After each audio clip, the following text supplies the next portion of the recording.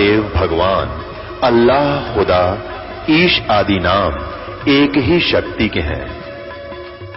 वो कैसा है, कहां है, कैसे मिलता है, किसने देखा है? ये प्रश्नवाचक चिन्ह पूर्ण रूप से हटाने के लिए अवश्य सुनिए जगत गुरु तत्वदर्शी संत रामपाल जी महाराज के अमृत वचन, सर्व पवित्र धर्मों के पवित्र शास्त्रों को जगत गुरु संत रामपाल जी महाराज के अद्भुत अलौकिक सत्संग प्रवचनों ने हिंदुस्तान में ही नहीं बल्कि विश्व में एक आध्यात्मिक ज्ञान की क्रांति ला दी है।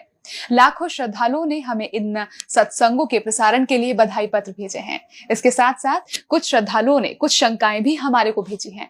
हमने उन सब श्रद्धालुओं की शंकाओं के निवारण के लिए संत रामपाल जी महाराज से भेंट की तथा महाराज जी से उन सभी शंकाओं का निवारण जाना, जिसकी जिज्ञासा हमारे दर्शकों में बनी हुई है। तो आइए अब जानते हैं परम पूज्य जगत गुरु तत्वदर्शी संत रामपाल जी महाराज से आपकी हर शंका का समाधान। महाराज जी, तत्वदर्शी संत की क्या पहचान है, कृपया प्रमाण सहित बताइए। तथा गीता अध्याय 18 के श्लोक 62 में गीता ज्ञानदाता अपने से अन्य परमेश्वर की शरण में जाने को कहता है, वह परमेश्वर कौन है? गीता ज्ञानदाता अपनी स्थिति बताता है दूसरे अध्याय के 12वें श्लोक में, 10वें अध्याय के दूसरे श्लोक में, चौथे अध्याय के 5 और 9 श्लोक में कि अर्जुन तेरे और मेरे बहुत जन्म हो चुके हैं और आगे भी होंगे। ये ना समझना तू नहीं जानता मैं जानता हूं। इसलिए उसने कहा कि 18वें अध्याय के 62वें श्लोक में कि तू सर्वभाव से उस परमेश्वर की शरण में जा, उसकी कृपा से तू परम शांति को और सनातन परम धाम को प्राप्त होगा। श्रीमद् भगवत गीता अध्याय नंबर 15 के श्लोक नंबर 1 से 4 में कहा है कि ये ऊपर को जड़ और नीचे को तीनों गुण रूपी शाखा वाला संसार रूपी वृक्ष है और जो संत इसके सभी पार्ट्स को विभिन्न विभिन्न बता देगा वह तत्वदर्शी संत है, वेद के तात्पर्य को जानने वाला है। फिर बताया है कि उसके पश्चात गीता अध्याय नंबर 15 के श्लोक नंबर 4 में कहा है जब तत्वदर्शी संत मिल जाए उसके पश्चात परमेश्वर के उस परम पद की खोज करनी चाहिए जहां जाने के बाद साधक लौटकर कभी संसार में नहीं आते। और जिस परमेश्वर ने सभी ब्रह्मांडों की रचना की है, अर्थात जिस परमेश्वर से संसार रूपी वृक्ष की प्रवृत्ति विस्तार को प्राप्त हुई है, भावार्थ है कि जिसने सब ब्रह्मांडों की रचना की है वो कंप्लीट गॉड है, वो पूर्ण परमात्मा है। केवल उसी की भक्ति करो, गीता ज्ञानदाता स्पष्ट कर रहा है। और फिर कहता है कि अर्जुन चौथे अध्याय के 5 और 9 श्लोक में, दूसरे अध्याय के 12 श्लोक में गीता जी में और 10वें अध्याय के दूसरे श्लोक में गीता ज्ञानदाता कहता अर्जुन तेरे और मेरे बहुत जन्म हो चुके हैं, तू नहीं जानता मैं जानता हूं। अब जैसे हम श्री कृष्ण जी को मानकर चलें कि श्री कृष्ण जी गीता का ज्ञान दे रहा है, इन अज्ञानियों के आधार से हम चलें तो भी गीता ज्ञान दाता तो अपने आप को कह रहा है मैं नाशवान हूं, मेरी जन्म मृत्यु होती है। जिसकी स्वयं जन्म मृत्यु होती है और उसके उपासकों की भी जन्म मृत्यु होगी। गीता अध्याय नंबर 18 के श्लोक नंबर 62 में कहा, इसलिए कहा कि अर्जुन तू सर्वभाव से उस परमेश्वर की शरण में जा, तो उस परमेश्वर की कृपा से तू परम शांति को और सनातन परम धाम को प्राप्त होगा। और उसकी शरण में जाने से तेरा कंप्लीट पूर्ण मोक्ष होगा।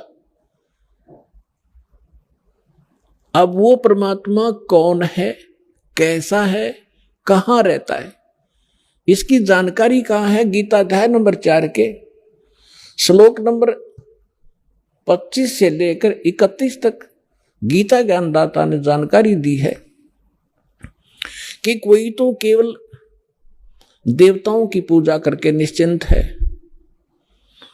और कोई स्वाध्याय करता है, जैसे कोई गीता का पाठ कर लेता है, कोई वेदों का कुछ मंत्र घोट लिए उनको रिपीट करता रहता है, स्वाध्याय करता रहता है, आवर्ती करता रहता है। और कोई केवल योग अभ्यास ही करता है, कोई प्राण अपान इसकी अपान की क्रिया को, जैसे कुछ कहते हैं कि श्वास पर ध्यान रखो, बाहर आ रहा है अंदर जा रहा है, कोई बात हुई ना ध्यान रखोगे तब भी ये तो आ जा रहा है। तो कहने का भाव ये है कि ये इस प्रकार की जो साधना करते हैं, कोई तपस्या करते हैं, घोर तप करते हैं, सब अपनी अपनी साधना को पाप नाशक जानते हैं। यानी वो जो साधना जो कर रहा है उसने अंतिम मान रहा है, सही मान रहा है, यथार्थ मान रहा है। फिर तुरंत कहा चौथे अध्याय के 32वें श्लोक में कि अर्जुन, इन यज्ञों यानी धार्मिक अनुष्ठानों की जानकारी उस सच्चिदानंद घन ब्रह्म ने, सच्चिदानंद घन ब्रह्म ने, यानी पूर्ण परमात्मा ने, परम अक्षर ब्रह्म ने स्वयं आकर बताई है। अपनी अमृत वाणी में बोल के, अपने मुख कमल से बोलकर जो वाणी कही है वो सच्चिदानंद घन ब्रह्म की वाणी कहलाती है, कबीर वाणी है वो। उसमें इन अध्यात्म यज्ञों का, अनुष्ठानों की विस्तार से जानकारी दी गई है और वो तत्व ज्ञान है। उसके जानने के बाद तो सब पाप कर्मों से मुक्त हो जाएगा। अब चौथे अध्याय के 34वें श्लोक में कहा कि अर्जुन, उस तत्व ज्ञान को जो सच्चिदानंद घन ब्रह्म स्वयं अपने मुख कमल से आकर बोलता है, वो तत्व ज्ञान है। अपनी अमृत वाणी में बोलता है, अपने मुख से बोलता है, वो तत्व ज्ञान है। उस तत्व ज्ञान को तू तत्वदर्शी संतों के पास जाकर समझ। उनको दंडवत प्रणाम करने से, कपट छोड़कर उनकी सेवा करने से वह तत्वदर्शी संत तुझे तत्व ज्ञान का उपदेश करेंगे। अपने आत्मा, ये श्री मद भगवत गीता का अनुवाद कर्ताओं ने अपनी बुद्धि को श्री कृष्ण जी पर फिट रखा कि श्री कृष्ण जी गीता का ज्ञान दे रहे हैं, श्री कृष्ण जी परब्रह्म हैं, श्री कृष्ण जी ही पूर्ण ब्रह्म हैं। और इसी को आधार मानकर गीता जी का अनर्थ कर डाला इन्होंने अनुवादों का। अनुत्तम को और सर्वश्रेष्ठ लिख दिया। अनुत्तम शब्द एक चौथी कक्षा के बच्चे ने पूछ ले, भाई बेड अंग्रेजी में पूछ ले किसी बच्चे को, गुड किसे कहते हैं और बेड किसे कहते हैं, उत्तम किसे कहते हैं, अनुत्तम किसे कहते हैं। उत्तम श्रेष्ठ, अनुत्तम अश्रेष्ठ, घटिया। अरे ननाड़ियों ने, अज्ञानियों ने, अनुवादकर्ताओं ने अनुत्तम शब्द का अर्थ कर दिया जिससे उत्तम कोई और ना हो। है तेरा गजब है ये। अब थोड़ी सी झलक दिखाते हैं आपको कि गीता अध्याय नंबर 7 के श्लोक नंबर 12 से लेकर आपको 19 तक जानकारी देंगे आज। और जिसको सुनकर जो देखो पुण्यात्माओं, ये सत्संग है और ये ऐसा ज्ञान है, इसको समझने के बाद फिर संसार में कुछ भी समझना शेष नहीं रहेगा। पुण्यात्माओं, आप विद्यार्थी हैं, पूरे विश्व के मानव। आपको पोशाक अलग से मिली है। ये शरीर क्या है? एक चोगा है, चोला है। ये कवर हमारे ओरिजिनल शरीर के ऊपर, जो सूक्ष्म शरीर है उसके ऊपर ये कवर है, एक कपड़ा है। संतों ने इसको चोला कहा है। वस्त्र, गीता जी में इसको वस्त्र कहा है कि जैसे व्यक्ति पुराने वस्त्र त्याग कर नए वस्त्र ग्रहण कर लेता है, ये शरीर ऐसा है। तो ये जो ड्रेस आपको मिली है मानव वाली, आप विद्यार्थी हैं और आप अपना उद्देश्य भूल चुके हो क्योंकि आपको टीचर ठीक नहीं मिला। क्योंकि संसारिक व्यक्तियों के जो क्रियाएं हम देखते हैं, हम उसी में ढल गए कि बस इतना ही काम है हमारा। और कभी तीज त्योहार हुआ तो थोड़ा बहुत बना के अपने करके पूजा पाठ खा लिया, बस इतना ही काम है। बाकी हमारा काम तो यही है। संसारिक करते हुए हमने ये इतना ही मान रखा था, बच्चे हो गए, इनका पालन पोषण कर दें, इनका विवाह कर दें, फिर इनका संतान हो जाए, हम मर जावा, फाइनल हो गया। अरे ये तो स्टार्ट भी ना करा मनुष्य का काम हमने, ये तो पशु पक्षी भी कर रहे थे इसी काम को। तो हमें टीचर ठीक नहीं मिले, जिस कारण से हमारी रुचि नहीं बनी जितनी बननी चाहिए थी। अब यदि परमात्मा ने ये विशेष मनुष्य जीवन ना देना होता, इसका कोई विशेष कार्य ना होता, तो 84 लाख प्रकार की बना दी योनियां, एक और बना देता उनके जैसी। ये उन पुण्यात्माओं को ये पोशाक मिली है जो बहुत पुण्यकर्मी प्राणी है। जो परमात्मा पाने योग्य नंबर प्राप्त है उनको, इसलिए उनको ये प्रवेश हुआ है इस भगवान वाली यूनिवर्सिटी में जिसमें परमात्मा पाया जा सकता है। उनको ये ड्रेस नारी मिलती है। स्कूल के बच्चे होते हैं, उनकी ड्रेस अन्य होती है, और अन्य जो बच्चे काम खेतों में करते हैं, मजदूरी करते हैं, उनकी ड्रेस अन्य होती है। इसी प्रकार आप विद्यार्थी हैं और आध्यात्मिक गुरु जो होते हैं ये टीचर होते हैं, और टीचर का काम होता है कि सिलेबस पढ़ावे, अपनी लोक वेद दंत कथा नहीं सुनाओ बच्चों को। वो तो दुश्मन होता है उनका जो सिलेबस से हटकर ज्ञान देता है। तो आज तक जितने भी हमारे धर्म गुरु थे उन महापुरुषों को छोड़ जिनको भगवान मिले हैं, जिनके शुभ नाम दास ने पहले बता दिया आपको, बाकी सभी हमें लोक वेद सुना रहे थे, गीता अपने सदग्रंथों से हटकर ज्ञान सुना रहे थे। अब दास आपको सुनाना जा रहा है 7वें अध्याय में स्पष्ट लिखा है गीता ज्ञानदाता ने कि अर्जुन अब मैं तुझे ऐसा ज्ञान सुनाने जा रहा हूं जिसको सुनकर, जिसको जानकर फिर संसार में कुछ जानना शेष नहीं रहेगा। अब देखिएगा, अब इससे पहले थोड़ा सा कंसेप्ट ये क्लियर करता हूं। 4थे अध्याय का 32वें श्लोक में इन्होंने गड़बड़ कर रखी है अनुवादकर्ताओं ने। ये देखिएगा 4थे अध्याय का 32वां श्लोक, ये है श्रीमद् भगवद गीता, गीता प्रेस गोरखपुर से प्रकाशित है। जयदयाल गोविंद का इसके अनुवादक हैं, और ये अध्याय नंबर 4 का और श्लोक नंबर 32। इसमें देखिएगा एवं बहुविधा यगा वितता, ये ब्रह्मण शब्द है, ब्रह्मण मुखे, ब्रह्मण मुखे। आप एजुकेटेड हैं पुण्यात्माओं, परमात्मा ने आपको शिक्षा इसलिए दी है कि आप भगवान को पहचानने में सक्षम हो जाए।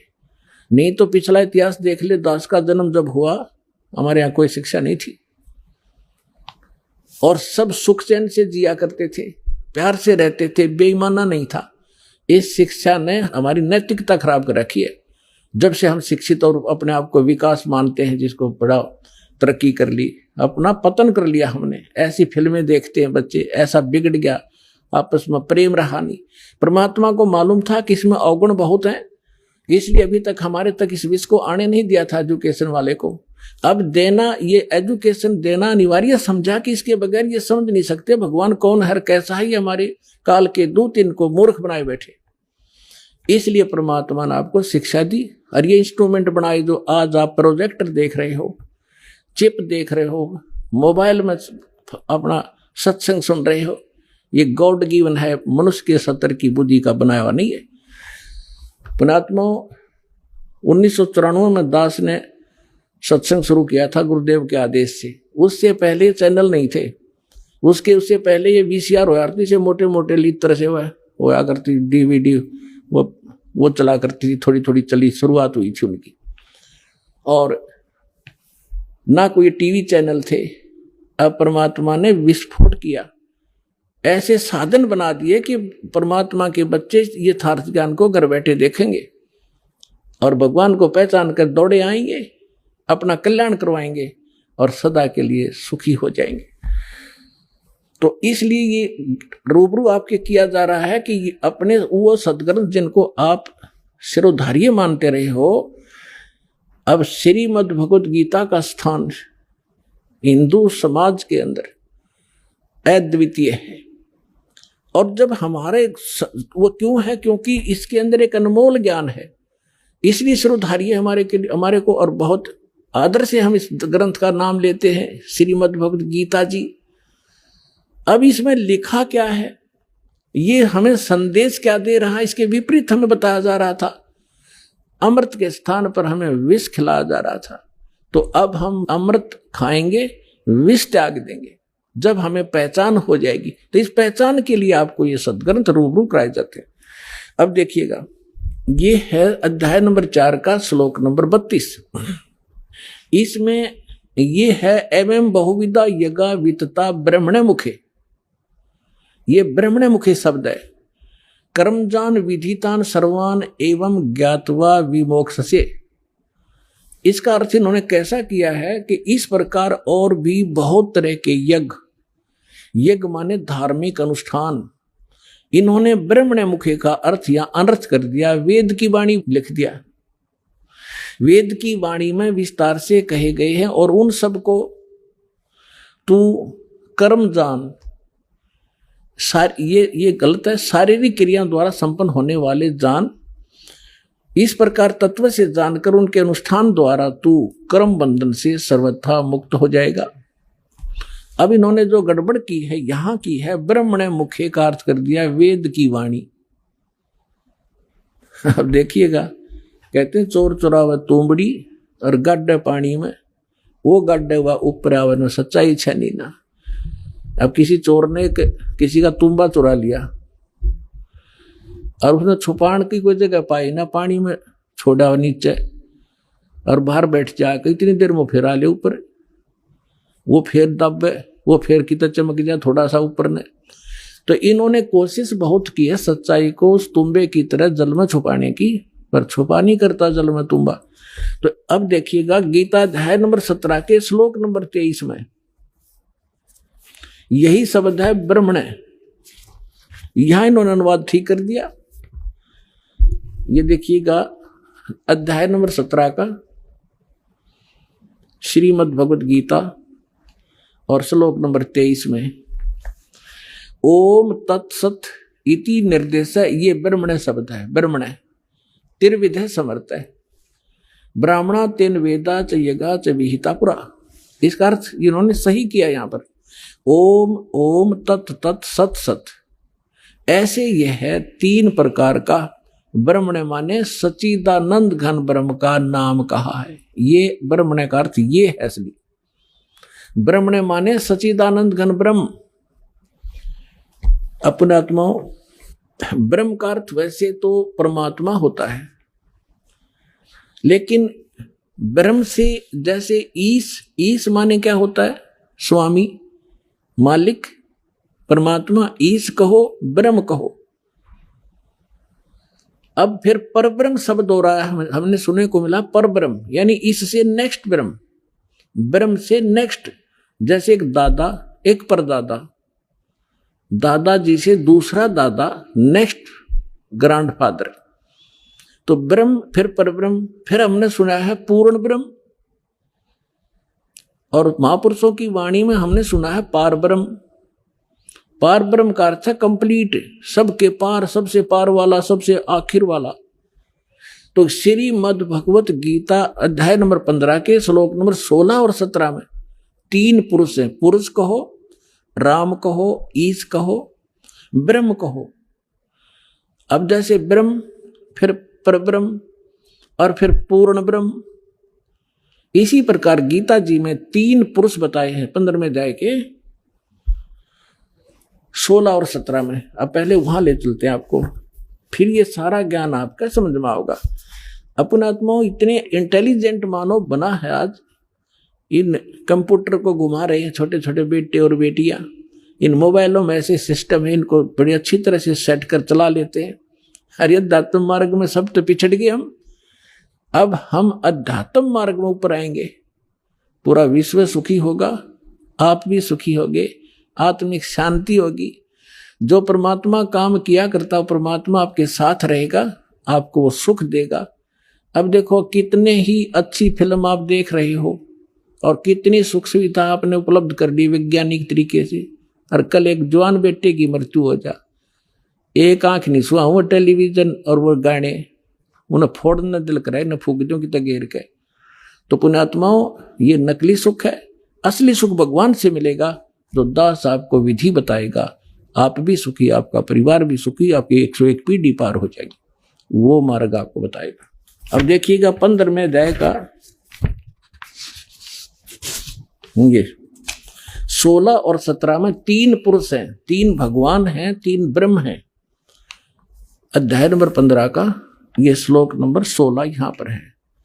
इसमें क्या है कि द्वौ इमौ पुरुषौ लोके सर्च अक्षर एवच सर सर्वाणी भूतानि कुटस्थ अक्षर उच्चते। 16वां श्लोक, इसका अनुवाद यहां पर क्या ना, इस संसार में नाशवान और अविनाशी भी ये दो प्रकार के पुरुष हैं। अब देखो, इन्होंने सर माने नाशवान, अक्षर माने अविनाशी कर दिया। ये लिखना था इस संसार में सर पुरुष और अक्षर पुरुष, ये पुरुष है ना, ये दोनों संस्कृत में इसके साथ भी लगाया जाता है, अक्षर पुरुष और सर पुरुष। ये और इनको देखें तो नाशवान और अविनाशी ये दो प्रकार के पुरुष है। पुरुष माने परमात्मा है, प्रभु है, भगवान है, ईश है, स्वामी है। और संपूर्ण प्राणियों के शरीर तो नाशवान है, जीवात्मा अविनाशी कहा जाता है। अब क्या है, ये सरपुरुष कितना मालिक है, अक्षर पुरुष कितना मालिक है, और परम अक्षर। अब तीसरा कौन है, वो तीसरा पहले दिखाते हैं आपको। तीसरा जो है वो परम अक्षर पुरुष है। अब यहां आपने 15वें अध्याय के 16वें श्लोक में दो पुरुष हैं, सरपुरुष और अक्षर पुरुष। ये इस दो प्रकार के पुरुष हैं, और इनके अंतर्गत जितने प्राणी हैं वो नाशवान है, और ये स्वयं भी नाशवान है। जीवात्मा तो गधे की भी नहीं मरती, कुत्ते की भी नहीं मरती। अब यहां देखो 15वें अध्याय के 17वें श्लोक में क्या लिखा है कि उत्तम पुरुष है तू अन्य। ये उत्तम पुरुष माने श्रेष्ठ परमात्मा तो इन दोनों से अन्य है, सर पुरुष और अक्षर पुरुष से। सर पुरुष, सर और अक्षर, नाशवान और विनाशी, ये दो प्रकार के पुरुष हैं। इसमें लिखा 17वें श्लोक में 15वें अध्याय के कि उत्तम पुरुष है तू अन्य, परमात्मा इति उद्धारत है। ये लोग तरम आविश्य विवर्ती अवैश्वर है। उत्तम पुरुष तो अन्य ही है, इन दोनों से कोई और है, वो श्रेष्ठ भगवान परम अक्षर ब्रह्म तीसरे नंबर का। उत्तम पुरुष तो अन्य ही है जो तीनों लोकों में प्रवेश करके सबका धारण पोषण करता है। वो अविनाशी परमेश्वर परमात्मा इस प्रकार कहा जाता है। इसी 15वें अध्याय के प्रथम मंत्र में ये देखिएगा, 15वें अध्याय का प्रथम मंत्र में इसमें कहा है कि ऊर्ध्व मूलम अधः शाखम अश्वत्थम प्राहु अवम छंदासी यस्य पर्णानि ये तम वेद स वेदवित। इन्होंने अनुवाद किया है कि ऊर्ध्व मूलम, आदि पुरुष परमेश्वर मूल वाले, इसका अर्थ करना था ऊर्ध्व माने ऊपर को, जड़ वाला वो तो पूर्ण परमात्मा है। और अधः शाखम, यहां इन्होंने अधः का अनर्थ कर दिया, ब्रह्मा रूप मुख्य शाखा वाले। नहीं, अधः माने नीचे होता है, ऊर्ध्व माने ऊपर होता है। इसमें अधः दो बार है, अधः अधः, ये दूसरे श्लोक में। अब यहां इन्होंने, और ऊर्ध्व ऊर्ध्व भी है, यहां देखो इन्हीं का अनुवाद देखते हैं। अधः माने नीचे है, अधः माने नीचे, अधः माने नीचे, और ऊर्ध्व माने ऊपर, ऊर्ध्व माने ऊपर। अब यहां देखो, हम फिर आगे वापस 15वें अध्याय के प्रथम श्लोक में, ऊर्ध्व मूलम अधः शाखम, ऊर्ध्व मूलम अधः शाखम, ये अधः शाखम, ये ऊर्ध्व मूलम अधः शाखम अश्वत्थम प्राहु अवम अविना छंदासी यस्य पर्णानि ये तम वेद स वेदवित। अब इन्होंने ये गलत किया है, यह लिखना था ऊपर को जो जड़ वाला, ऊपर को जड़ वाला वो तो परमेश्वर है, पूर्ण परमात्मा है, ये ठीक है। अधः शाखम गलत कर दिया, नीचे को शाखा वाला, और संसार रूपी पीपल के वृक्ष को अविनाशी कहते हैं, वेद जिसके पत्ते कहे गए हैं। और उस संसार वृक्ष को जो व्यक्ति, जो संत मूल सहित तत्व से जानता है वह है सवेदवित, वह वेद के तात्पर्य को जानने वाला है। वो तत्वदर्शी संत है जो इस संसार रूपी वृक्ष के सभी विभागों को बता देगा। ये देखिएगा, संसार रूपी वृक्ष दिखाता हूं आपको पहले। ये है ऊर्ध्व मूलम अधः शाखम, अधः शाखम, ऊर्ध्व मूलम अधः शाखम अश्वत्थम प्राहु अवम छंदासी यस्य पर्णानि ये तम वेद स वेदवित। अब देखिएगा, ये है वृक्ष जो जमीन से बाहर दिखाई देता है। परमेश्वर ने, कबीर परमेश्वर जी ने 600 वर्ष पहले अपना ज्ञान बताया था एक, और वो लीला ऐसी ही करते हैं, अपने मुख कमल से यथार्थ ज्ञान बोलते हैं, और उस ज्ञान को फिर लिपिबद्ध कर लिया जाता, वो सच्चिदानंद घन ब्रह्म की वाणी कहलाती है। उसमें उन परमात्मा ने कहा था, अक्षर पुरुष एक पेड़ है और सरपुरुष वाकी डार, निरंजन कहो सरपुरुष कहो। और तीनों देवा शाखा है बाई पात रूप संसार। उस परमेश्वर ने वो परमात्मा जैसे रामानंद जी को मिले थे, स्वामी रामानंद जी को, उन्होंने जब परमात्मा को ऊपर देखा, फिर नीचे उसी एक सिंपल वेशभूषा में धानक जुलाहे रूप में बनारस में देखा। जब कहा था दो ठोड़ है एक तू भया एक से दो, और गरीबदास हम कारणे तुम आए हो मगदो, तुम साहेब तुम संत हो, तुम सतगुरु तुम हंस, और गरीबदास तेरे रूप बिना। रामानंद जी कह रहे और न तू जान, तुम ही साहेब हो, तुम परमात्मा हो, सतगुरु सच्चा ज्ञान देने वाले आप ही हो, तुम साहेब तुम संत हो, तुम सतगुरु तुम हंस। और गरीबदास जी जैसे तुलसीदास जी ने रामायण को लिखा था, चित्रार्थ किया था, उस प्रकार गरीबदास जी को परमात्मा ने दिव्य दृष्टि दी थी। वो सारी सच्चाई गरीबदास साहिब जी ने अपनी वाणी में लिखा, इसलिए गरीबदास जी का नाम आता है। लेकिन वार्ता चल रही है रामानंद जी और परमात्मा की। तुम साहेब तुम संत हो, तुम सतगुरु तुम हंस, गरीबदास तेरे रूप बिना और न दूजा हंस। बोलत रामानंद जी सुनो कबीर करतार, कहे कबीर गरीबदास सब रूप के तुम ही सृजनहार। तो यहां बताया जाता है कि तुम सतगुरु भी आप ही हो, सच्चा ज्ञान आपके बिना इस पृथ्वी पर कोई जानता ही नहीं। तो परमात्मा आए थे एक, हम उसको कवि कह करके फाइनल कर दिया, उनकी क्लोज कर दी फाइल को। अब फिर खोल लेंगे जब देखियो लाल की पहचान होने के बाद आपको पता लगेगा लाल कौन है। तो उस परमेश्वर ने 600 वर्ष पहले सच्चिदानंद घन ब्रह्म की वाणी में, अपनी कबीर वाणी में क्या लिखा था? अक्षर पुरुष एक पेड़ है, सरपुरुष वाकी डारे, तीनों देवा शाखा है ये पात रूप संसारे। और वे गीता क्या कहती है 15वें अध्याय का प्रथम मंत्र, कि जो संत इस उल्टे लटके हुए संसार रूपी विभाग वृक्ष के सभी विभाग पत्तों सहित जड़ से लेकर पत्तों तक बता देगा, वो तत्वदर्शी संत है। पहचान बताई है तत्वदर्शी संत की। अब देखिएगा, ये है पूर्ण परमात्मा, ये परम अक्षर ब्रह्म है। ये ऐसे देंगे, ये है जड़ जो मूल है, ऊर्ध्व मूलम, ये परम अक्षर ब्रह्म है, पूर्ण ब्रह्म परमेश्वर। और ये तना अक्षर पुरुष, ये जो बाहर दिखाई देता है ये तो अक्षर पुरुष है तना, और इससे एक मोटी डार निकली है, वो सरपुरुष समझो, सरपुरुष। और ये तीन रजगुण ब्रह्मा सतगुण विष्णु तमगुण शिवजी रूपी ये तीन शाखाएं, और ये पात रूप संसार है।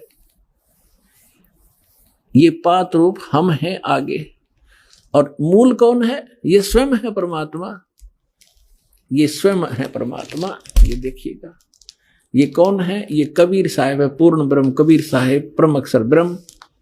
ये सारे संसार के आधार हैं, ये सब के धारण पोषण करने वाले हैं। जैसे वृक्ष की, जैसे संसार रूपी वृक्ष की जो परिवृष होती है वो जड़ से होती है। अब दास आपको जहां लाना चाहता है वहां लाएगा। गीता अध्याय नंबर 15 के श्लोक नंबर 1 आपने पढ़ लिया, इसमें स्पष्ट कर दिया कि तत्वदर्शी संत कैसा होगा। ये देखिएगा, ये है 15वें अध्याय का प्रथम श्लोक। इसमें बताया है कि ऊर्ध्व मूलम अधः शाखम अश्वत्थम प्राहु अवम छंदासी यस्य प्रणानी ये तम वेद सवेदवित। ऊपर को जड़ और नीचे को तीनों गुण रूपी शाखा वाला, ये इसको सारा कंप्लीट मिलाकर हम पढ़ेंगे ना। ऊर्ध्व मूलम अधः शाखम, नीचे को शाखा वाला पढ़ो इसको। और अश्वत्थम यानी संसार रूपी पीपल के वृक्ष को अविनाशी कहते हैं। वेद, ये वेद नहीं है। जैसे छंद का अर्थ होता है विभाग, किसी एक शब्द का एक ही अर्थ नहीं होता, कि जो इन सभी छंदों को, सभी विभागों को तत्व से जानता है। सरपुरुष कौन पोर्शन है इस संसार रूपी वृक्ष का, मूल कौन है और डार कौन है, शाखा कौन है, जो इन सभी को जानता है, सवेदवित, वो तत्वदर्शी संत है। तो परमेश्वर ने 600 वर्ष पहले बताया, इस दास ने परमात्मा से प्राप्त इस ज्ञान को आपके रूबरू कराया। अक्षर पुरुष एक पेड़ है, सरपुरुष वाकी डार, और तीनों देवा शाखा है ये पात रूप संसार। तो यहां इस श्रीमद् भगवत गीता भी यही बताते हैं कि तीनों गुण रूपी, यहां देखिए आगे 15वें अध्याय का ये दूसरा मंत्र आप देखिएगा, उस संसार वृक्ष की तीनों गुण रूप, आय हाय पुण्यात्मा ये सदग्रंथ है। यदि इन BA MA की पुस्तकों को एक बच्चा पढ़ समझ सके, टीचर की क्या आवश्यकता थी, इतने बड़े कॉलेज बनाने की क्या आवश्यकता थी। इन किसी भी अपने धर्म ग्रंथ गुरुओं को अपने सदग्रंथों का कख भी पता नहीं, ये कोड वर्ड है, तीनों गुण रूपी शाखा। अब पहले ये बताते तीन गुण कौन है, समझदार को संकेत ही बहुत होता है। ये दिखाता हूं, ये मार्कंडेय पुराण जिनको हम श्रोधार्य मानते रहे सभी पुराणों को, मार्कंडेय पुराण गीता प्रेस गोरखपुर से प्रकाशित, सचित्र मोटा टाइप,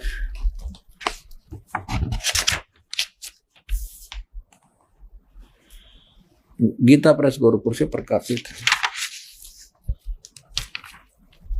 इसके 123 पृष्ठ पे देखिएगा। अब हम यहां से पढ़ते आ रहे हैं 122 से संक्षिप्त मार्कंडेय पुराण। यहां मार्कंडेय जी बोलते आ रहे हैं, मार्कंडेय जी बोले मुने। अब हम यहां आ जाते हैं, अपने मतलब का पढ़ लेंगे।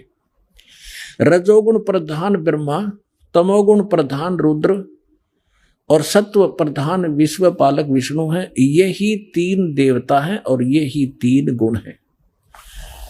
इति सिद्धम रजगुण ब्रह्मा, सतगुण विष्णु, तमगुण शिव जी। और भी बहुत से प्रमाण हैं, जैसे ये देखिएगा श्रीमद् देवी भागवत, इसमें संस्कृत भी साथ में, हमें ये सुविधा है इसको समझने में। भाग 1 और ये कहां से प्रकाशित है, श्री अथ देवी भागवतम सभाष्टिकम समात्यम, खेमरा श्री कृष्णदास प्रकाशन, बंबई से। इसके यहां आइएगा, ये तीसरा स्कंद है। अथ श्रीमद् देवी भागवते भाषा टीका युक्ते तृतीय स्कंद है प्रारंभते। तीसरे स्कंद में आ गया, प्रश्न नंबर 11 पे, और अध्याय नंबर 5। इसका मंत्र हम 8 पढ़ेंगे, 7वां या समाप्त हुआ। भगवान शिव जी कह रहे हैं माता अपनी मां दुर्गा से, हे माता यदि हमारे ऊपर सदा आप दया युक्त हो तो हमको तमोगुण में किस प्रकार प्रदान किया, और रजोगुण ब्रह्मा रजोगुण और हरि सतोगुण क्यों युक्त किए। अब ये तो हिंदी है, संस्कृत पढ़ेंगे हम। ये देखिए, यदि दया धर्मना न सदाम्बिके कथम अहम विहित च, मैं क्यों बना दिया, शंकर भगवान कहते तमोगुण है। और कमल से उत्पन्न होने वाले ब्रह्मा जी को रजोगुण संभव, रजोगुण क्यों बनाया। सुवित क्यों सतोगुण, सत्व गुणो हरि, और विष्णु जी को आपने सतगुण क्यों बनाया। इति सिद्धम रजगुण ब्रह्मा, सतगुण विष्णु, तमगुण शिव जी। अब हम फिर लेते हैं श्रीमद् भगवत गीता को। पुण्यात्माओं, इस मनुष्य जीवन का मूल उद्देश्य परमात्मा प्राप्ति है, और भगवान मिल गए, उसका साधना ठीक मिल गई तो हमारा ये जीवन भी सुखी होगा। इसलिए भगवान की खोज हम किया करते थे। और जिस कारण से हम इन नकली संतों के यहाँ फंस गए, जिसने जैसी साधना बताई हम दिन रात लगे रहे, हमारे पूर्वज मर गए, भूत बन गए, अब उनके श्राद्ध निकलवा रहे हैं, वो भूत योनि में भोग रहे हैं और हमें मूर्ख बना रहे हैं, श्राद्ध निकाल दो, तुम्हारे पिता तृप्त हो जाएंगे। पहले पिताजी 360 दिन में 2-2, 3-3 बार रोटी खाया करते, और फिर एक साल में एक दिन छिकाकर उसको सदा के लिए सुखी कर देंगे। ये सारे उल्टे काम लगा रखे थे हमारे पूर्वजों को। अब हम सदग्रंथों को समझेंगे, इसमें कहा क्या गया है। अब देखिएगा, ये श्रीमद् भगवत गीता अध्याय नंबर, श्रीमद् भगवत गीता गीता प्रेस गोरखपुर से प्रकाशित है। अब अध्याय नंबर 15 का हमने श्लोक नंबर 1 पढ़ लिया। ऊर्ध्व मूलम अध शाखम अश्वत्थम प्राहु अवम छंदासी यस्य प्रणानी ये तम वेद स वेदवित्।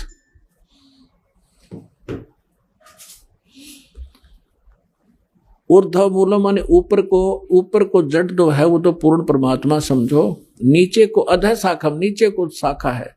ये संसार रूपी पीपल का वृक्ष को अविनाशी कहते हैं, वेद जिसके पत्ते कहे गए।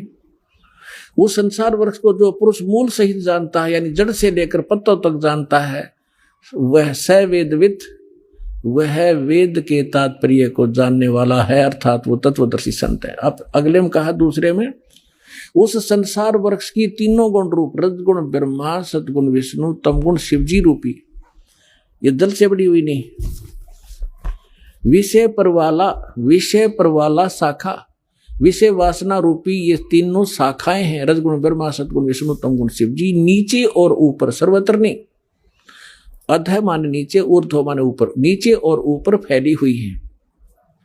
और इस मनुष्य लोक में हमारे कर्मों के अनुसार बांधने की भी ये मुख्य कारण है। कर्मानुबंधनी मूल्यानी, ये हमें यहाँ कर्मों के आधार पर यही रखते हैं, जैसे जिसका कर्म है उसको वैसा ही देते रहते हैं। किसी के अच्छे पुण्य है तो उसको अच्छा देते रहेंगे, जिसका पाप है उसको दुख देते रहेंगे। इसमें कोई परिवर्तन ये नहीं कर सकते, और हमें यहाँ बांधे रखने के ये मूल कारण है। अब देखो, नीचे और ऊपर, सभी लोगों में नहीं, नीचे और ऊपर फैली हुई है। अब तीसरे में क्या कहा है कि इस संसार वर्ष का स्वरूप जैसा कहा है वैसा यहां विचार काल में नहीं पाया जाता। यानी मेरे और तेरे डिस्कशन में जो गीता जी का ज्ञान मैं दे रहा हूं, इसमें मैं कंप्लीट नहीं बता पाऊंगा उस परमात्मा के बारे में। इसलिए ऑप्शन छोड़ रखा है इसने। चौथे अध्याय के 34वें श्लोक में कहा कि उस तत्व ज्ञान को जो परमात्मा स्वयं अपने मुख कमल से बोलता है, चौथे अध्याय के 32 और 34 में, वो तत्व ज्ञान है। उस तत्व ज्ञान को तू तत्वदर्शी संतों के पास जाकर समझ। गीता ज्ञानदाता कहता मैं नहीं जानता उसको कंप्लीट। यहां स्पष्ट कर रहा है कि यहां विचार काल में जो गीता का ज्ञान मैं तुझे दे रहा हूं, मैं इसको कंप्लीटली नहीं बता पाऊंगा। तेरे और यहां मेरे विचार काल में ये पूर्णतः नहीं पाया जाता, उसको किसी और से समझ। ये देखिएगा, इस संसार वृक्ष का स्वरूप जैसा कहा है, यानी सृष्टि रचना जैसी मुझे पता है, वैसा यहां विचार काल में, यानी गीता जी के डिस्कशन में, इस विचार विमर्श में नहीं पाया जाता। इसमें नहीं मिलेगा तेरे को, क्योंकि न तो इसका आदि है न इसका अंत। इसको पता नहीं गीता ज्ञानदाता को, तथा न इसकी अच्छी प्रकार कोई सचिथि है। इसलिए इस सुविरुद्ध मूलम, यानी सुविरुद्ध माने अति दृढ़ मूल वाले, यानी परमात्मा का जो ऊपर का लोक है, सतलोक, अलखलोक, अगमलोक और अकहलोक, जिसे नामी लोक कहते, वो अविनाशी है, उसका कभी नाश नहीं होता। इसलिए सुदृढ़ मूल तो उसका सुदृढ़ कहा है। वो सुदृढ़ मूलम, सुदृढ़ यानी अविनाशी रूपी मूल वाले जो स्थान जहां भगवान रहता है वो अविनाशी है। यहां उसका संकेत देखिएगा, सुविरुद्ध मूलम, इस अति दृढ़ मूल वाले अश्वत्थ संसार रूपी पीपल के वृक्ष को दृढ़ इन्होंने क्या कर दिया, असंग शस्त्रेण छित्वा, इन्होंने कर दिया वैराग रूप शस्त्र द्वारा काट कर। ये कहना था तत्व ज्ञान रूपी शस्त्र द्वारा काट के, यानी उस तत्व ज्ञान जो मैं वो संत बतावेगा, भगवान का बोला हुआ ज्ञान वो बताता है, वो है तत्व ज्ञान रूपी शस्त्र। उस ज्ञान रूपी उलझी गुत्थी को तत्व ज्ञान रूपी शस्त्र तक काट के, उसके पश्चात ये देखिए 15वें अध्याय का 4था श्लोक, ये देखिएगा 15वें अध्याय का गीता अध्याय नंबर 15 और श्लोक नंबर ये है 4। उसके पश्चात उस परम पद रूप परमेश्वर को भली भांति खोजना चाहिए, जिसमें गए हुए पुरुष यानी साधक फिर लौटकर संसार में नहीं आते, और जिस परमेश्वर से पुरातन संसार वृक्ष की प्रवृत्ति विस्तार को प्राप्त हुई है, उसी आदि पुरुष नारायण की मैं शरण हूं। इस प्रकार दृढ़ निश्चय करके उस परमेश्वर का मनन और निधि ध्यान करना चाहिए। परपदेवा ने पूजा होती है, इन्हें अड़ंगा डांड से मतलब था। इसका है कि उस परमात्मा ने जिसने सब ब्रह्मांडों की रचना की है, संसार रूपी वृक्ष जिससे विस्तार को प्राप्त हुआ है, यानी जिसने सब की रचना की है, वो परमात्मा है। गीता ज्ञानदाता अपने से अन्य परमात्मा के विषय में कह रहा है कि उसकी पूजा करनी चाहिए। गीता अध्याय नंबर 18 के श्लोक नंबर 62 में स्पष्ट किया है कि सर्वभाव से तू उस परमेश्वर की शरण में जा, उसकी कृपा से तू परम शांति को और सनातन परम धाम को प्राप्त होगा। और इसमें स्पष्ट कर दिया कि उसके पश्चात तत्वदर्शी संत मिलने के बाद तत्व ज्ञान के द्वारा इस अज्ञान को हटाकर काट कर उसके पश्चात परमेश्वर के उस परम पद की खोज करनी चाहिए, जहां जाने के बाद साधक फिर लौटकर कभी संसार में नहीं आते। अपने विषय में गीता ज्ञान दाता दूसरे अध्याय के 12वें श्लोक में 10वें अध्याय के दूसरे श्लोक में कहता, अर्जुन तेरे और मेरे बहुत जन्म हो चुके, तू नहीं जानता मैं जानता हूं। तो इसे सिद्ध है कि यदि हम गीता ज्ञान दाता की भक्ति करेंगे तो हम फिर भी जन्म मृत्यु में रहेंगे, हमें कंप्लीट मोक्ष नहीं होगा, शाश्वत स्थान नहीं मिलेगा, हमें परम शांति नहीं हो सकती। इसलिए तत्वदर्शी संत की खोज करने को कहा है। राज आपको खोज करा करा पा गई, दास है उस तत्वदर्शी संत, आपका जचियो कर दे फिर।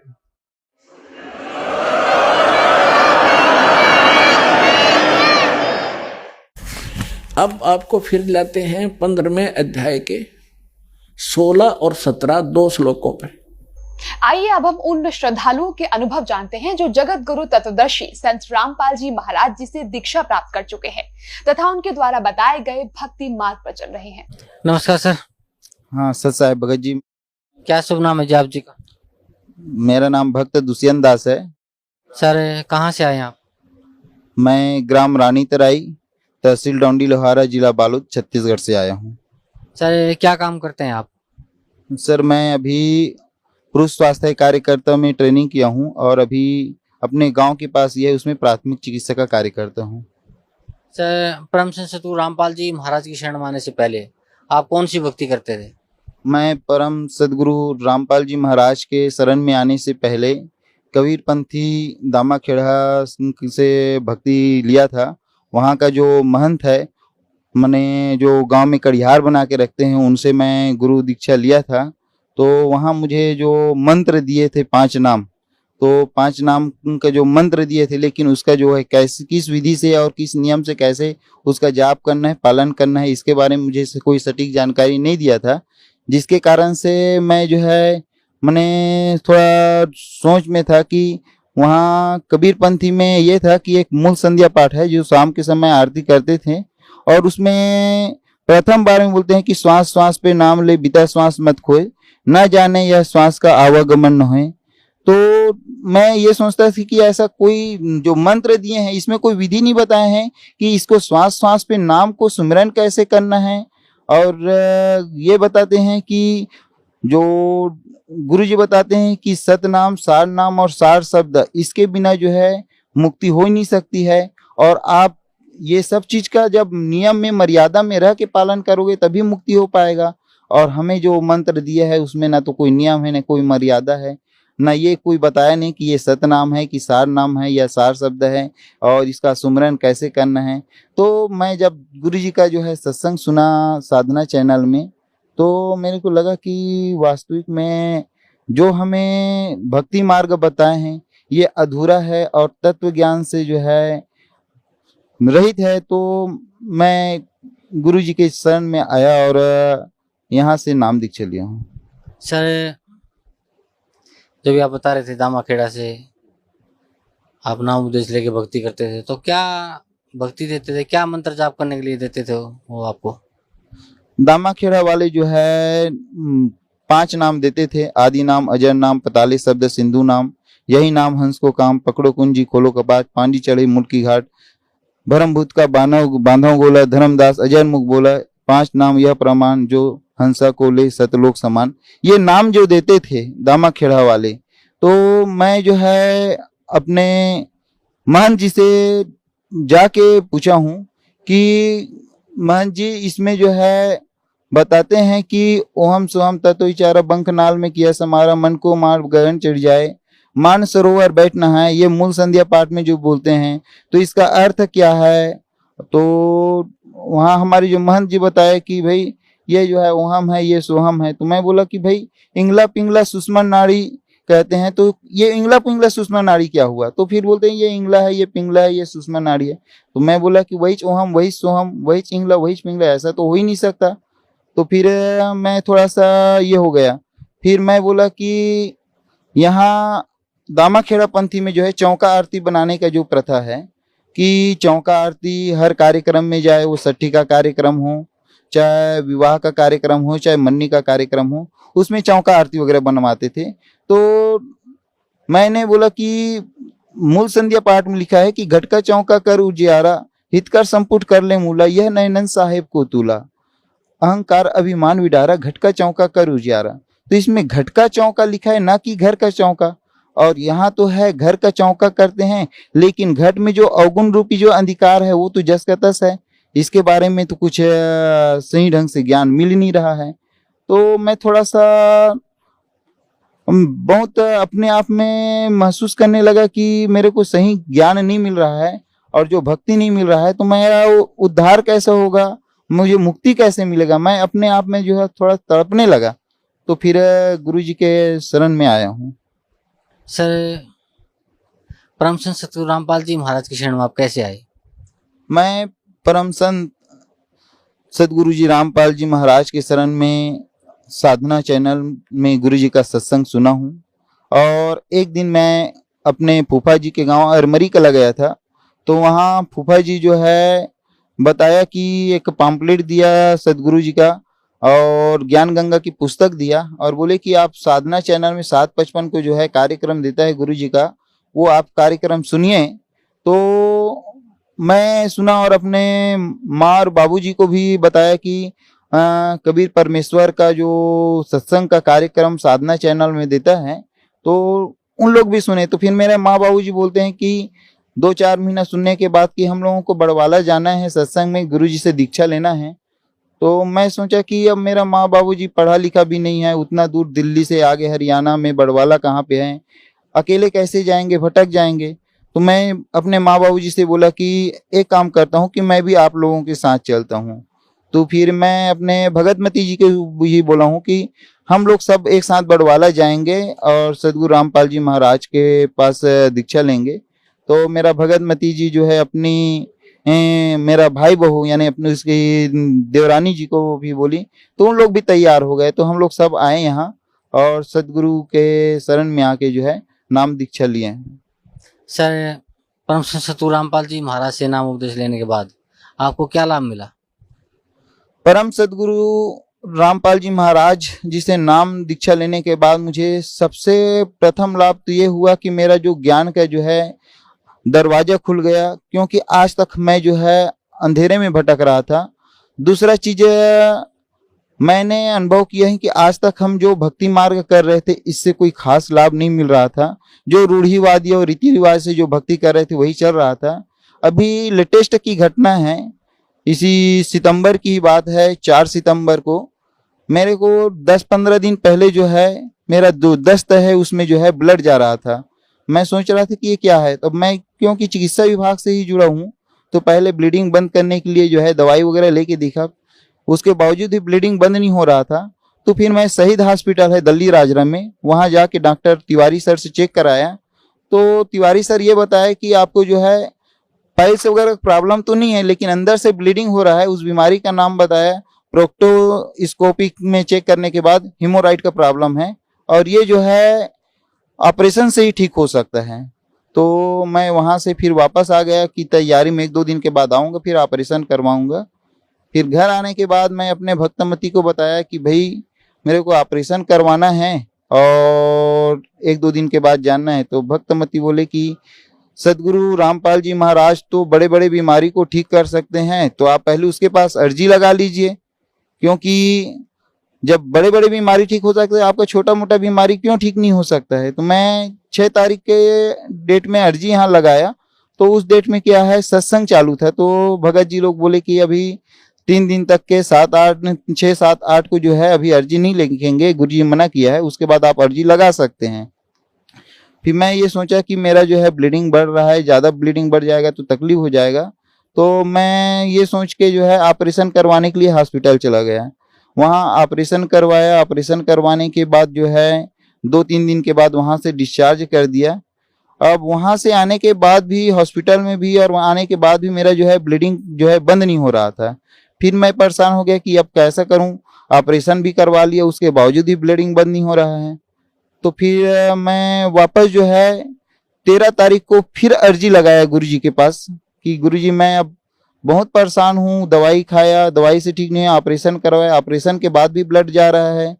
तो फिर भगत जी बताया कि आपका अर्जी स्वीकार कर लिया, 101 नंबर में जो है आपका अर्जी है और आप शाम को 6 बजे इसका जो है समाधान आप पूछ लेना। फिर मैं बाद में फिर फोन लगाया तो बताया गुरुजी कि आपको जो है ज्योति के लिए संकल्प लेना है, गुरुजी का आदेश है। तो मैं गुरुजी के जो जहाँ हम लोग पूजा करते हैं गुरुजी के ये के सामने, वहां पे गुरुजी का दंडवत प्रणाम किया और संकल्प लिया कि हे बंदी छोड़, आप मेरे सभी दुखों और कष्टों का निवारण करें, आप ही मेरे परमपिता परमात्मा हो।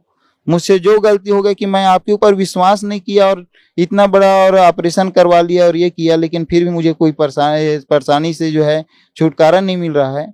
तो फिर जैसे ही मैं संकल्प लिया और 24 घंटे के बाद जो है मेरा जो दस्त में जो ब्लड जा रहा था वो परेशानी दूर हो गया।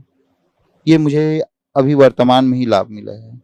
सर पहले जब आप भक्ति करते थे दामाखेड़ा से, नामदान लेने के बाद उससे आपको कोई लाभ नहीं मिल रहा था, फिर आपने परम संत सतगुरु रामपाल जी महाराज की शरण में आए और उनसे नाम उपदेश लिया, तो सबसे बड़ा लाभ तो ये मिला कि आपका आध्यात्मिक जो योग बता रहे हैं आप वो खुल गए। आपको पता चला कि भाई किसकी भक्ति करनी चाहिए, कैसे करनी चाहिए। कबीर परमात्मा ही मोक्षदायक हैं, उनकी भक्ति करनी चाहिए और उसी भक्ति से हम सतलोक जा सकते हैं। वो भक्ति परम संत सतगुरु रामपाल जी महाराज के पास है। तो आपको मोक्ष का मार्ग मिला। और दूसरा, आपको जो लाइलाज बीमारी थी जिसका आप दवाई भी ले चुके थे, आप ऑपरेशन भी करवा चुके थे, फिर भी आपको कोई लाभ नहीं मिल रहा था, सतगुरु रामपाल जी महाराज की मात्र आशीर्वाद से ही आप ठीक हो गए। तो सर भक्त समाज को आप क्या संदेश देना चाहते हैं? मैं तो भक्त समाज को ये कहता हूँ कि हम लोग शुरू से कबीरपंथी से दामाखेड़ा से जुड़े थे और वहाँ कबीर साहब की जीवन चरित्र में जो पढ़ते थे कि कबीर साहब जो है उस अपने निज स्थान से जो है एक तालाब में कमल के फूल में प्रकट होते हैं और अपने जो जीवन चरित्र को जो जैसे करते हैं कि एक बिना ब्याहे बछिया के दूध को ग्रहण करके जो है अपना परवरिश करते हैं। तो ये जो है कबीर सागर में तो ये चीज उसका कबीर परमेश्वर का तो जीवन चरित्र लिखा है, लेकिन आज तक हमारे पंथ में कबीर पंथ के कोई अन्य धर्म गुरु जो है इस बात को जो है वेदों के द्वारा जो है प्रमाणित करके नहीं बताया है। जो वेदों में कई वर्षों पहले जो है रूबारूब लिखा है कि वो परमात्मा जो है तीव्र वेग से बिजली के समान आते हैं और एक कमल के फूल पुष्प में पानी में जो है प्रकट होते हैं और बिना ब्याहे बच्चिया के द्वारा जो है अपने दूध का ग्रहण करके अपने जीवन परवरिश करते हैं। तो ये तत्व ज्ञान जो वेदों में छिपा है, इसको सदगुरु रामपाल जी महाराज के अलावा आज तक कोई संत कोई गुरु जो है नहीं बता पाया है। तो मैं भक्त समाज को ये कहना चाहता हूँ कि ये पूरे 21 ब्रह्मांड में बंदी छोड़ सदगुरु रामपाल जी महाराज के अलावा आज किसी के पास तत्व ज्ञान नहीं है, क्योंकि आज हम जो है अपने ही वेदों को जो है सही ढंग से झांक नहीं रहे हैं, सही ढंग से ग्रहण नहीं कर रहे हैं, अध्ययन नहीं कर रहे हैं, बल्कि सभी धर्म गुरुओं की जो मनमुखी रूप से लोक वेद जो बताए उसको जो है सुन रहे हैं। जबकि हमारे श्रीमद् भगवद गीता में अध्याय नंबर 15 के श्लोक नंबर 1 में से 4 में स्पष्ट लिखे कि संसार रूपी वृक्ष में जो है ऊपर की ओर जड़ और नीचे की ओर जो शाखा है, इसको जो है जड़ से लेकर शाखा और पूरे पत्ते तक जो सही सही उसके पाठ को बता देगा, वही तत्वदर्शी संत है। और ऐसा आज तक हमें कोई संत जो है ऐसा मार्ग ऐसा ज्ञान कोई नहीं बताया। तो मैं सभी भक्त समाज से सादर हाथ जोड़ के विनम्र करके निवेदन करता हूँ कि वो जो है बड़वाला आश्रम आए और बंदी छोड़ सदगुरु रामपाल जी महाराज जी से दीक्षा लेकर अपना जो है मोक्ष करे और अपना ये जन्म मरण के जो असाध्य रोग है इससे जो है छुटकारा पाए। सर पहले आप दामाखेड़ा से जुड़े हुए थे और एक बहुत बड़ी विडंबना और बहुत बड़ा एक मैं समझता हूँ बहुत बड़ा दुख का कारण है कि इसी समाज में नकली कबीर पंथ भी फैला हुआ है और उनमें सबसे अहम भूमिका दामाखेड़ा वालों ने निभाई है। तो वहीं से आप जुड़े हुए थे। तो सर फिर आपने वहाँ से हट के परम संत सतगुरु रामपाल जी महाराज से नाम उपदेश लिया और आपको जो लाभ मिला वो आप हमारे दर्शकों को बता ही चुके हैं। तो सर मैं आप जी से यही प्रार्थना करता हूँ ये कि जो साधक जो भगत आज भी दामाखेड़ा से जुड़े हुए हैं उन भक्तों को विशेष तौर पे आप क्या कहना चाहते हैं? मैं भक्त समाज से जो दामाखेड़ा जुड़ा हुआ है इसको ये बताना चाहता हूँ कि दामाखेड़ा वाले ये गारंटी और दावा करते हैं कि जो वंश 42 के द्वारा जो है नाम दीक्षा लेते हैं उसी की मुक्ति होगी। बाकी अन्य किसी अन्य कबीरपंथी से जो है नाम दीक्षा लेते हैं उसकी कभी मुक्ति नहीं हो सकती है। लेकिन अनुराग सागर में जो है पृष्ठ नंबर 138 से लेकर 140 में स्पष्ट रूप से कहा है कबीर परमेश्वर ने कि धर्मदास 6वीं पीढ़ी में तुम्हारा जो वंश है उसमें जो है काल का दूत आएगा और वो जो है टकसारी पंथ से जो है नाम दीक्षा लेके जो है अपनी चौका पद्धति जो है चालू करेंगे। और जो चौका पद्धति जो चालू करेंगे और जो लोग उससे चौका बनवाएंगे वो 184 में जाएंगे। क्योंकि दामाखेड़ा वाले ये कहते हैं कि जो नाम मंत्र धर्मदास साहब को कबीर परमेश्वर में दिया है वही मंत्र जो है आज हम अपने भक्त को देते हैं। लेकिन कबीर परमेश्वर जो है धर्मदास साहब को बार बार बोले हैं कि धर्मदास मोहे ला के दुहाई सार शब्द बाहर न जाए। सार शब्द बाहर पढ़ी तो बिचली पीढ़ी हंस नहीं तरही। तो इसमें धर्मदास साहब को इसलिए बताए हैं कि सार शब्द को अगर बाहर आज अगर भेद को खोल देंगे तो काल के दूत जो है बैठे हैं वो जो है इस पंथ को जो है पूरा भक्त समाज को पूरा जीव को जो है भरमा के रख देंगे और उसको काल के मुंह में जो है ले जाएंगे। तो मैं ये कहता हूं कि आज तक जो है दामाखेड़ा वाले जो बात जो बोल रहे थे कि वंश 42 के अलावा जो है किसी अन्य के साथ मुक्ति नहीं हो सकती है, तो मैं यही कहूंगा कि ये बात जो है निरर्थक है। क्योंकि उसमें कबीर सागर में ये भी लिखा है कि प्रत्येक वंश जो है 25 वर्ष और 20 दिन के गद्दी में रहेंगे। लेकिन ऐसे कबीर पंथ दामाखेड़ा में जो है 15वीं पीढ़ी चल रहे हैं, लेकिन ऐसा उसके जो नियम में जो है कोई भी पंथ जो है वस्तु स्थिति में नहीं चल रहे हैं। तो मैं ये कहता हूँ कि अपने सदग्रंथ को देखे, कबीर सागर में जो लिखा बात है उसको एक बार अध्ययन करें। सदगुरु रामपाल जी महाराज की आप सत्संग सुनिए। आप ठीक है दामाखेड़ा से आप दीक्षित है, उनके अनुयायी हैं, लेकिन सत्य ज्ञान और तत्व ज्ञान को सुनने में समझने में कोई हर्ज नहीं है। आप उस तत्व ज्ञान को हृदय से सुनिए, समझिए और उसके बाद आप जो है आप मनन कीजिए, विचार कीजिए। क्योंकि कबीर साहब जो है धर्मदास जी साहब को मना किए थे कि सार शब्द बाहर नहीं जाना चाहिए। आज 15वीं पीढ़ी में फिर वो धर्मदास के वंश जो बता रहे हैं उसमें जो है वो सार शब्द कहाँ से आ गए। तो ये जो है सार शब्द आया नहीं है, बल्कि ये मनमुखी रूप से जो है भक्त समाज को भ्रमित कर रहे हैं कि और वहाँ जो दामाखेड़ा पंथ में जो महंत परंपरा जो चल रहे हैं, कड़िया परंपरा, तो वहाँ जो है बाकी अन्य परंपरा में सिर्फ चौका आरती करके अपना जो जीविकोपार्जन की जो पद्धति कर रहे हैं वही कर रहे हैं। बाकी वास्तविक ज्ञान और वास्तविक नाम नहीं है। मैं भक्त समाज को सादर अनुरोध करता हूँ कि जो भक्ति कबीर परमेश्वर ने धर्मदास जी महाराज साहब को दिया था वही नाम वही मंत्र आज बंदी छोड़ सदगुरु रामपाल जी महाराज सतलोक आश्रम बड़वाला में आज भक्त समाज को दे रहे हैं। और ये ऐसा मंत्र है जिससे जो है हमें मुक्ति मिल सकता है। तो मैं भक्त समाज से अनुरोध करता हूँ कि वो बड़वाला में आए और अपना मुक्ति करवाए।